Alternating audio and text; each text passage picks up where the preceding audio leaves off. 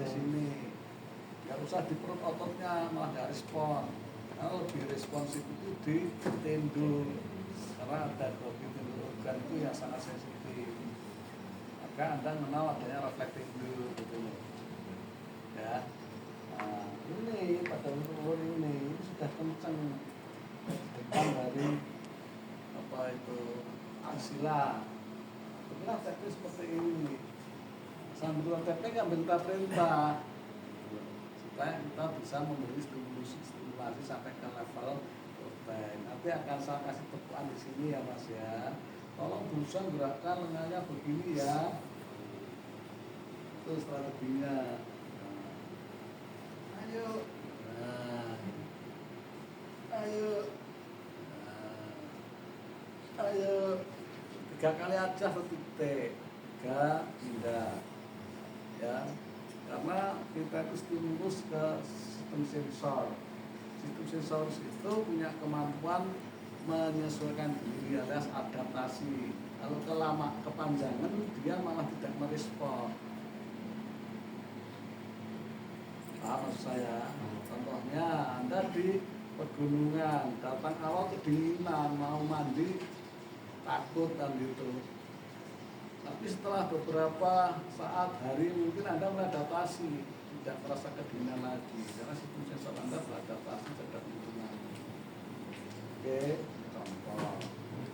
Bisa juga saya beri aproksimasi, saya posisikan ulur dulu malah ikso, bisa seperti ini. Dorong tangannya, dorong tangan saya, nah, ayo dorong, gitu, aproksimasi. Atau traksi sama, ayo tarik balik yuk, tarik balik. Oke, bisa juga saya kasih kemarin flashing ya, posisikan tangan seperti di posisi keseimbangannya. Oke, dan lain-lain banyak itu. Dia dari coba yuk. Dia tahu misalnya kita kejutkan gitu, dia gerak sendiri gini, nah berarti sudah ada bagian proksimal. Paham tak? Atau stimulus yang ringan saja sudah merespon. Awalnya susah responnya, waktu ngasih tes itu kadang-kadang begini-begini dia nggak ada respon.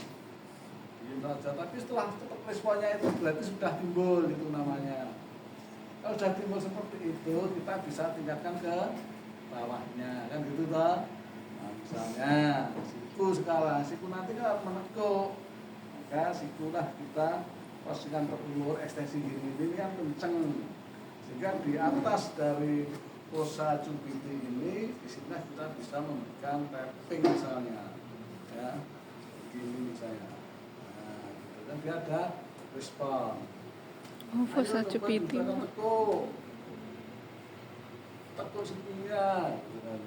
Akhirnya setelah gini aja dia responnya cepat gitu, berarti semakin membaik responnya. Oke, itu nanti nggak lama itu kalau yang tahap ini nggak lama. Tidak bicara bulanan, hari aja cukup. Sehingga dia bisa merespon akhirnya, tag langsung set. Sudah tahap 2 tambah ayo gerak seperti ini ya. Atau Anda masih tangannya belum tuh masih lemes-lemes saja, bisa sekarang ke arah tangan saja yang kita ajukan ya kan. Lemes saja dulu ya, stretching kali ini ya, diulur tiba-tiba seperti ini kan otot kecil. Otot kecil itu kalau diulur tiba-tiba dia respon banget. Paham ya, ini contohnya. Ini saya lepas, saya gesekkan gitu loh. Jika dia lepas toh, nah dia lagi akan narik balik seperti ini. Itu ya. Sehingga dia akhirnya bisa genggam begini, posisinya genggam. Ya sudah tahap 2 sudah seperti begini dia akhirnya misalnya tidak bisa. Jadi kalau saya stimulus tak tahu gerak sendiri ya. Udah nggak bisa balik, nggak bisa balik. Balik kan keluar pola namanya. Iya. Tahap Dia 3. sadar. Paham tak? Ini masih, tahap 2. Rakit tak belum sampai jam sadari kan. Sekarang kita arahkan ke tahap 3 biar dia sadar.